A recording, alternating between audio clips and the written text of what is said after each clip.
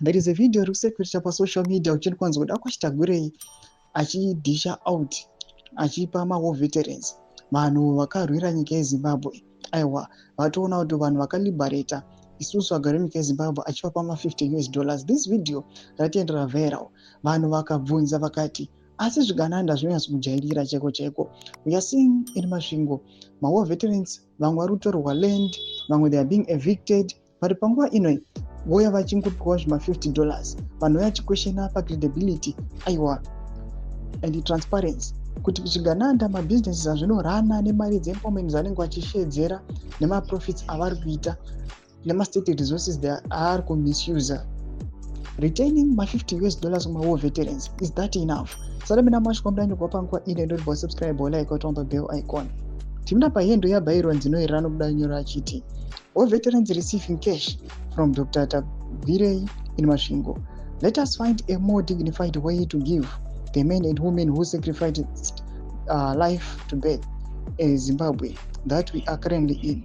True solidarity between our war veterans and benefactors should be based on mutual respect. Kneeling performs gratitude theatrically, signaling dependency. It turns war veterans into props in elite political theater rather than stakeholders in a national development. This should never be tolerated.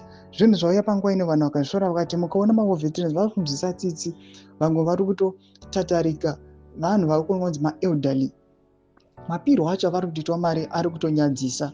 Zvaidombowanana kana dei angatombova kuti itai line taitomboappreciata, but panguva ino tiona kuti nedzimwe dzatova chembere nemamwe madhara they are struggling, vari kutorwidzana chaiko, vanyatsoona kunzi nyangwe energy chaicho hapasisina. The same people watikaona kuti they fought for liberation. Panguva ino vanhu vashora this video nechitiko ichi vachiti Tagwirei awa nevamwe vake they must learn kuva nerespect. They must respect our war veterans.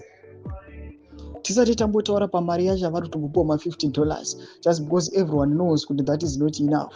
Mukaona mari dzavanospenda vana Tagwirei, aiwa, they must return kuma war veterans a lot more than this. Ina comment section medu dzafungiro aimot kudii pamusoro pechitiko ichi. So subscribe or like, chitonda bell icon.